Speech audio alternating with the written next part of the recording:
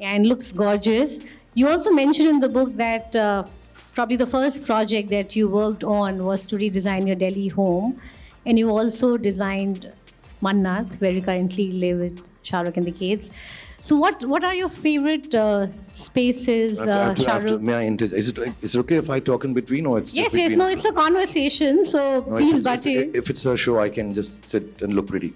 No, no, I was going to ask you, this question was for you, and both of you can chime in. Okay, I just want to say that, you know, when we bought the house we live in now, it was way beyond our means.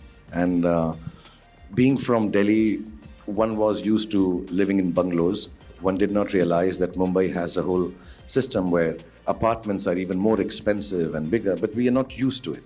Not because I was very well off, it's just that everybody in Delhi seemed to have a bungalow.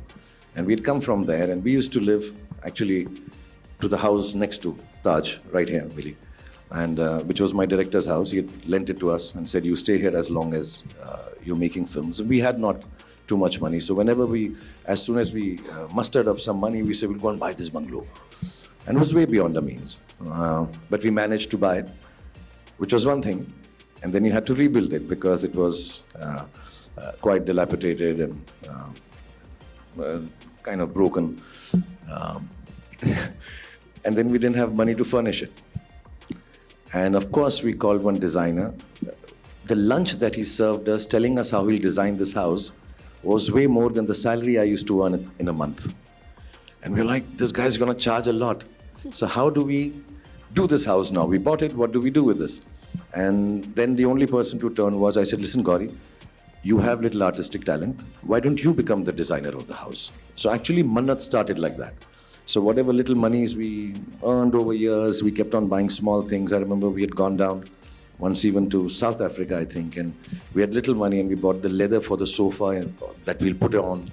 And all those small things we used to buy with, you know, that time when you traveled abroad, I think you got 100 pounds or some amount of money that you were allowed to carry from India.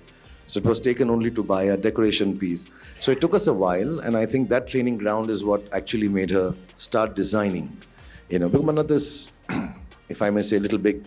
And then, you know, for her to start doing something at such a young age, not realizing without a designer, I think that kind of helped her also to learn. And, you know, then from one thing to the other, she kept on designing stuff. And for me, it's very nice that, you know, I don't have to look for another designer.